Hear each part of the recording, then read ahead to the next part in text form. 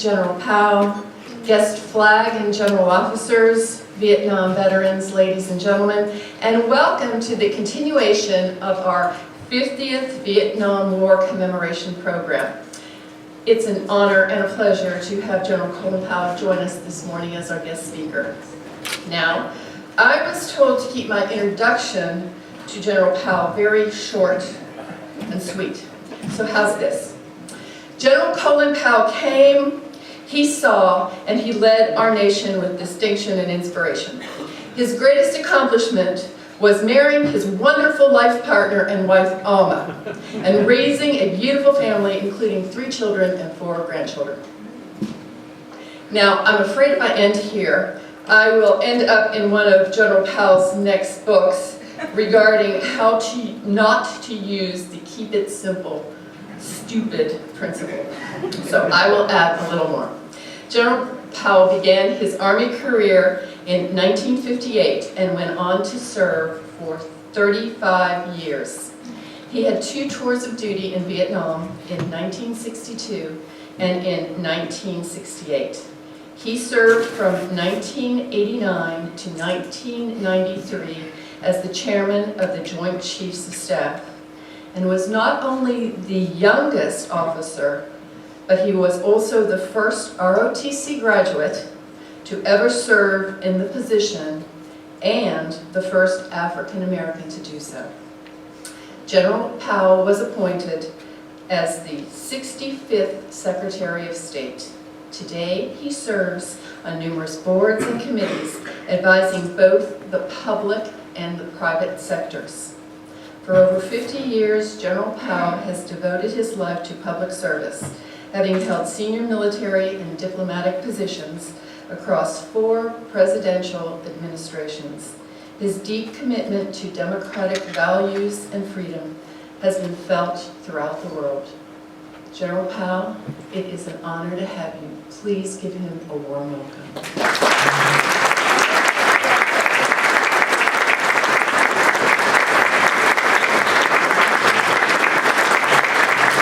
Thank you all very much. Thank you.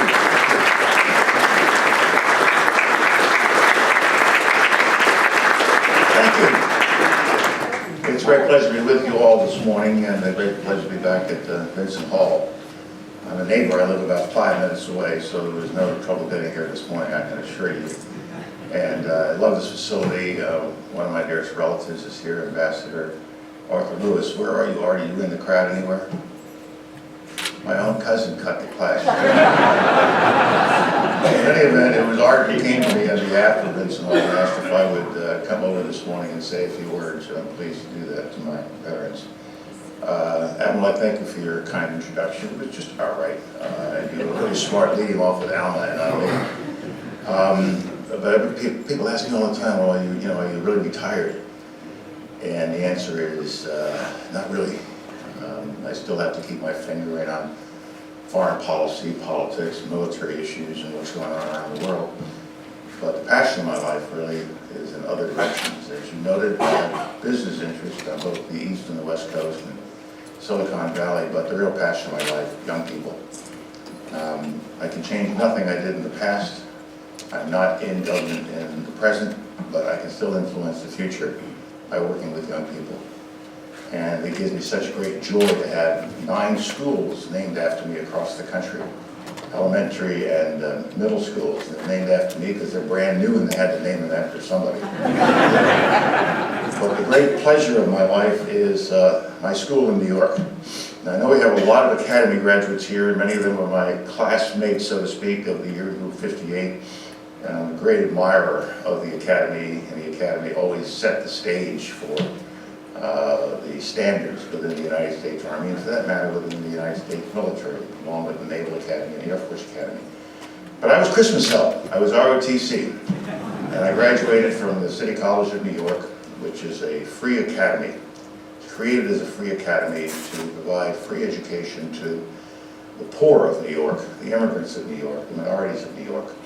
And that's what it did for me.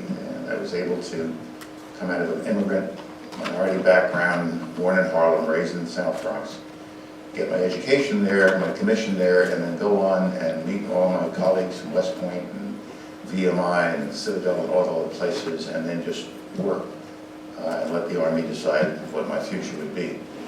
And so I'm very proud of that background from the City College of New York in Harlem. And so when I left the State Department, I went back to City College to see what had been going on, and they had named a small center after me. And I was so impressed by what this small center was doing for immigrants and minority kids that I wanted to get more deeply involved. And now, some 8 years later, finally they named an entire school of the college after me, the Colin Powell School for Civic and Global Leadership. And all the social science departments are part of the Colin Powell School, and I now own a third of the student body. It's good to be a commander again, guys. And I act like, people say, well, is your leadership style changed? And no, I'm still the general, and they know that I am on the chair of the Board of Visitors of the school, and we're here to teach leadership and service to others, as well as get a degree in a particular academic specialty. And these youngsters are 90% minority in my school, and about 80% of them will tell you they were born in another country. And this is our future. This is what the country's going to look like in the next 30 or 40 years. And so I'm committed to making sure that these youngsters get the education they need and are prepared for the leadership positions that are awaiting them. It's also great to be back here at Vinson Hall. I've been here before. I spoke at a dinner a few years back. And I admire what the Hall has done for Navy, Marine, and Coast Guard recipients. I wonder if when my time comes, I might ask for an exception to, because I was chairman of the Joint Chiefs of Staff, and they're all mine. I think that you'll allow me to at least make an application, which you can discard at your pleasure. But I so admire what Vinson Hall does for our veterans and for our spouses and for those who have served the nation so valiantly. And I really want to thank you and your staff and the volunteer residents who worked so hard to put this two-day program together. And Admiral Williams, good to have you here, and especially pleased that so many people have turned out this morning. And I'm pleased that your emphasis on this program has not just been on those who served in uniform, but their families, and for the civilians who worked so hard to support us. We couldn't go anywhere without our federal civilian employees, without contractors, and more importantly, without the American people understanding our sacrifice and understanding what we are going to be doing. We also should pay tribute to the allies who supported our Vietnam War efforts. And we will never forget the 58,000 young Americans who gave their lives. We must never forget those who were wounded and injured. We must never forget our POWs and those who are still missing. We must make sure that we will never be satisfied that this war has totally come to an end until we have accounted for those who are still missing. And we must always remember the loss that South Vietnam suffered. Hundreds of thousands of people killed, loss of their independence, loss of their sovereignty. Vietnam was, without question, as you all know, one of the most controversial of America's wars. For me, it began 52 plus years ago, Christmas Day of 1962, when I landed in Saigon. I was a 25-year-old infantry captain, recently married with a child on the way. It was a one-year tour at that time, and only a 2-day break in the middle of it for a weekend in Hong Kong. But I was excited to be there. The mission was important.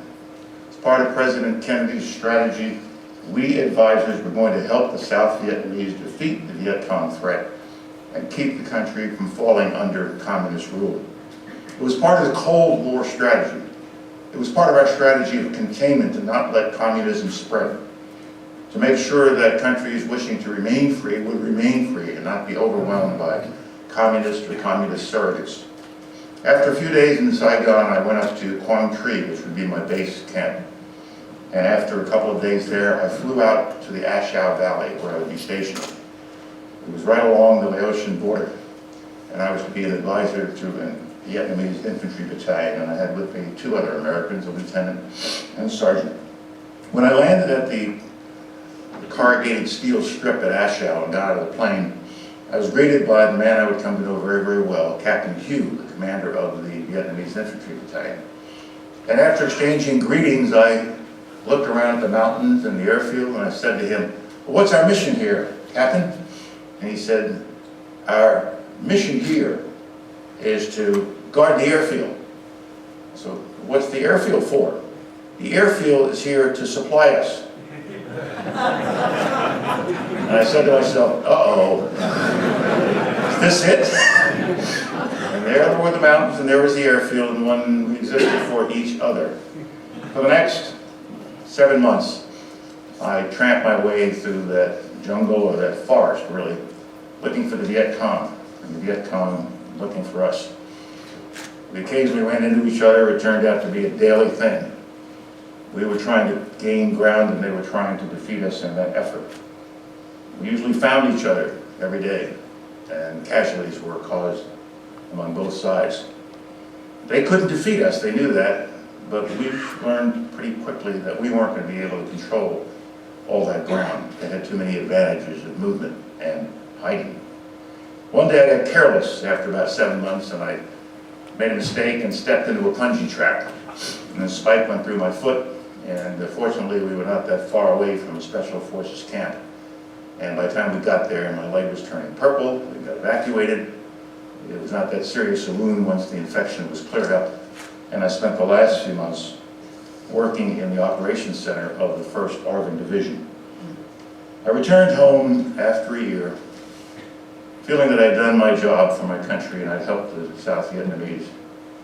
But I was uncertain about our mission. But I still believed in the purpose of our mission. I still believed in the goals that President Kennedy had set.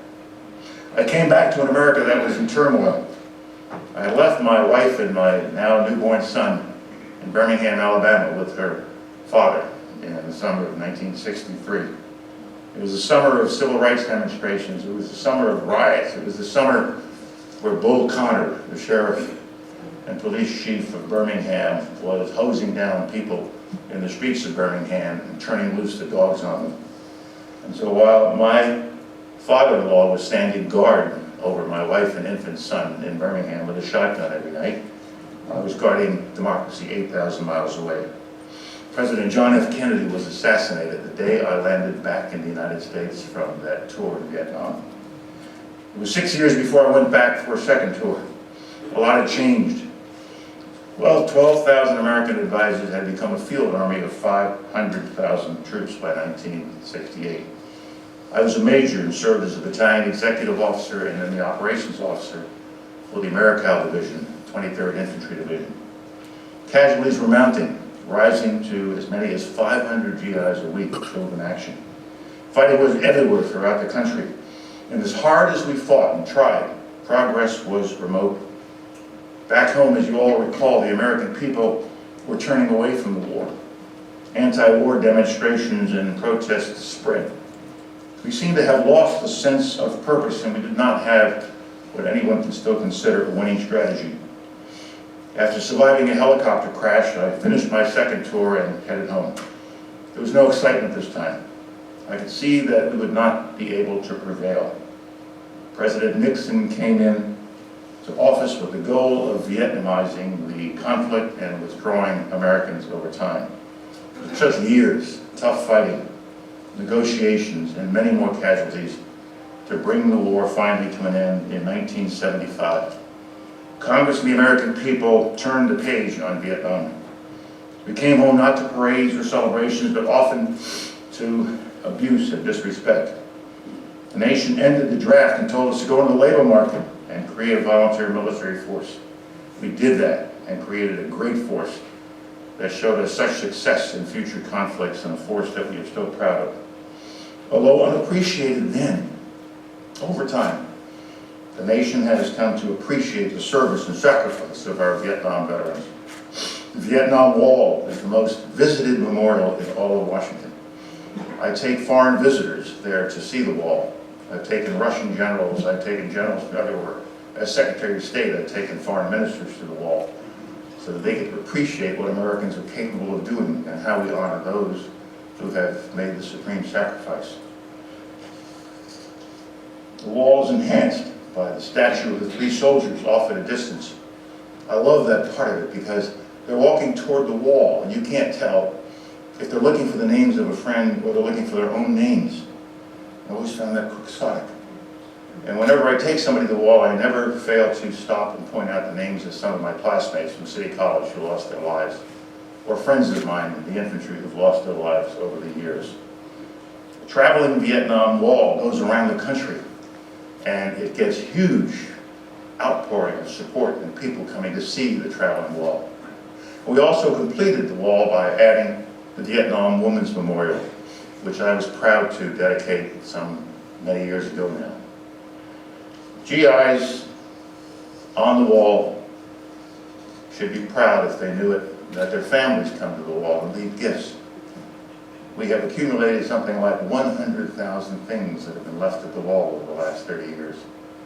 Birthday cards, graduation diplomas from children, flowers, letters, motorcycles, all kinds of things that are left at the wall. We have it all in the warehouse out in Maryland, hoping for the day when we can complete an education center across the street from the wall, where we can display some of these things and show on screens the GIs who were the recipients of these gifts, and to make sure that by showing their lives on the screen and showing the gifts that have been left, we will ensure to future generations that these were men who lived and died, women who lived and died, and not just names inscribed on a wall. There were lives behind each and every one of these names. Rolling Thunder pays tribute to our Vietnam veterans every Memorial Day with their massive motorcycle parade, which sometimes causes traffic to come to a dead stop all over Northern Virginia. I'm often asked, how do we restore honor to the Vietnam veterans? My answer is simple. They never lost their honor. They answered the nation's call. They went boldly into danger. They bled, they died, they came home with injuries, and they came home with the honor intact, the honor that they never lost. And we should never go around thinking that those of us who went to Vietnam lost our honor. We did not. We went with it, we brought it back. Much has happened in the 40 years since the war ended. We are now entering several years of commemoration of the war. Vietnam has become a trading partner of the United States. It is still a communist-led country, but integrating itself into the world economic community. I've been back to Vietnam only once. I went back as Secretary of State, and I was going this time not to Ashau, but to Hanoi, to the capital, to visit with the Vietnamese government and with other leaders who would be there from Southeast Asia. As we flew into Hanoi, I was standing behind the pilot in my airplane, looking out the window down. And as we got lower and lower, I could see the mountains around Hanoi, I could see the forested terrain, and it all flooded back in on me. It was a variation of Ashau, and landing for the first time many years earlier, all over again. After landing in Hanoi, I was taken to a hotel, checked in. People got everything all settled, and I decided to go out for a walk. And without telling anybody except one security guy, I left the hotel and started walking down the main street, Main Avenue in Hanoi. But that wasn't any fun, so I started going down side streets. And before I knew it, I was surrounded by people. And they weren't calling me a war criminal or anything. They were saying hello. They were saying, hi, how are you, sir? What are you here for? And suddenly I was surrounded by people I was having difficulty moving. And then suddenly Vietnam security guards showed up and broke in and took control of the situation. But they weren't grabbing me because I was a spy. They were grabbing me because they were afraid I'd be hurt by the adoring crowds. Things change. Years go by, the decades go by, and you have to change with it. And so I'm always proud of my Vietnam service. I never think that I left any pride or I left any valor or left anything back there. We all went with it and we came back with it, and let nobody tell you otherwise. Captain Hugh, I heard from again, the young officer who greeted me on Ashau that December day in 1962. He had made colonel, and then after the war, he was taken by the new leadership in Vietnam and put in a re-education camp. And he stayed there for 12 years being re-educated. It was a concentration camp of sorts. But then they let him go. And suddenly, one day when I was chairman of the Joint Chiefs of Staff, a letter showed up from Colonel Hugh. And it was from Vietnam. And he said that he and his family were trying to come to America, but they were trapped in the bureaucracy of the situation and getting the passports and other information and visas that they needed. So I still had some influence in those days. And so I contacted some trusted friends of mine, and we got Colonel Hugh and his family to the United States of America. And I met him, finally, after a couple of years of making this happen. I met him late one night in, of all places, in Minnesota, in the winter. As most of you know, Minnesota in the winter is one of the coldest places on God's earth. There I met him in a hotel lobby, short guy, all bundled up in a coat against the Minnesota cold. And we shook hands and embraced, and I met the members of his family. He will always be Vietnamese, but now he's an American, just like so many other immigrants who have come to our country. And he is proud of what we did to try to help him those many, many years before. So what did I learn from my 2 years in Vietnam? What did I learn from what all of my other Vietnam veterans went through? What did I learn from the history of this?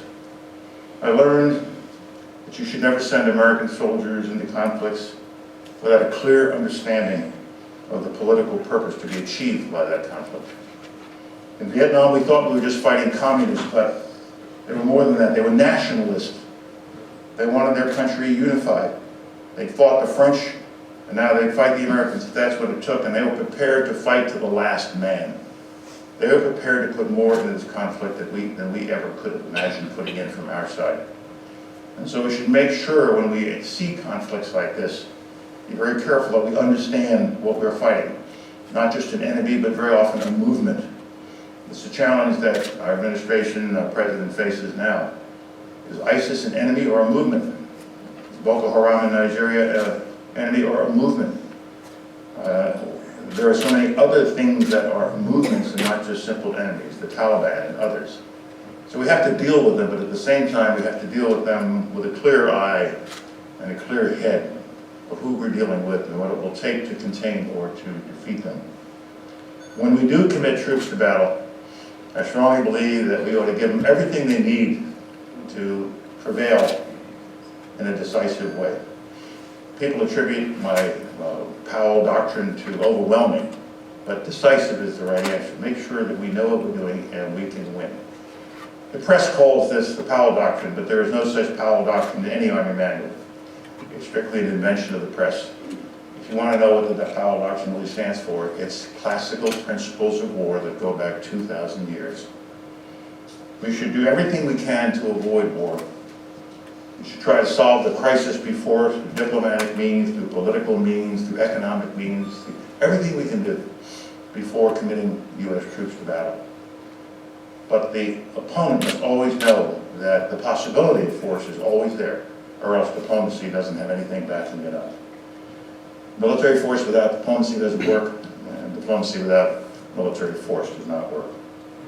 My good friend Tom Brokaw, who you all know, the great NBC commentator, wrote a wonderful book about the World War II generation. And he called it the greatest generation. And he often referred to the World War II generation as the greatest generation. And Tom and I are dear friends. We could always be candid with each other. And I said, Tom, it's a great book. Loved it. Great tribute to the World War II generation. But I got to tell you something. America has been blessed to have greatness in every generation, and not just the World War II generation. Every generation before that and every generation since that.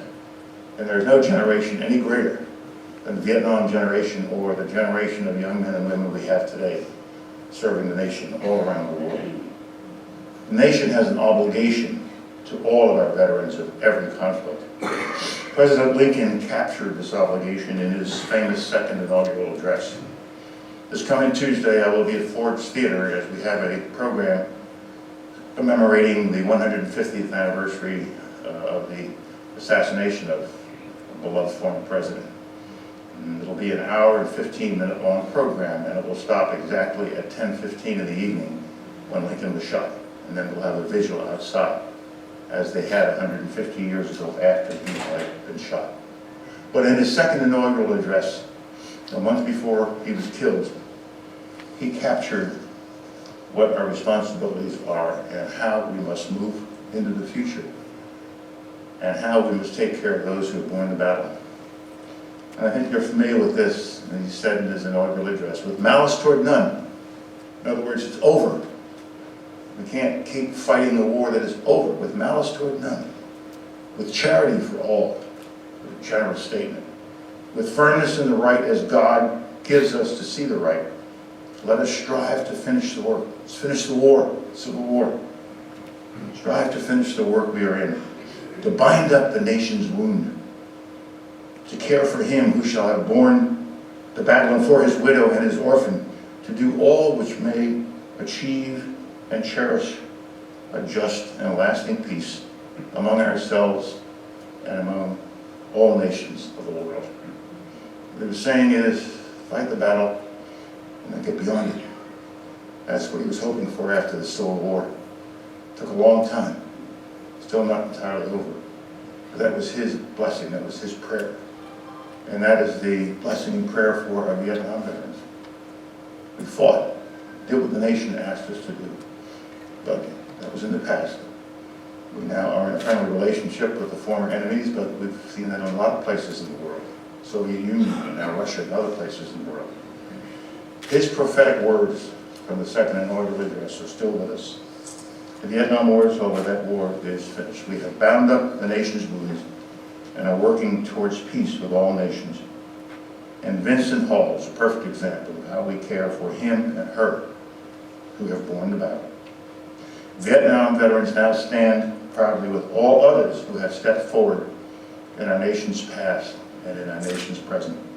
So my fellow veterans, I thank you for your service.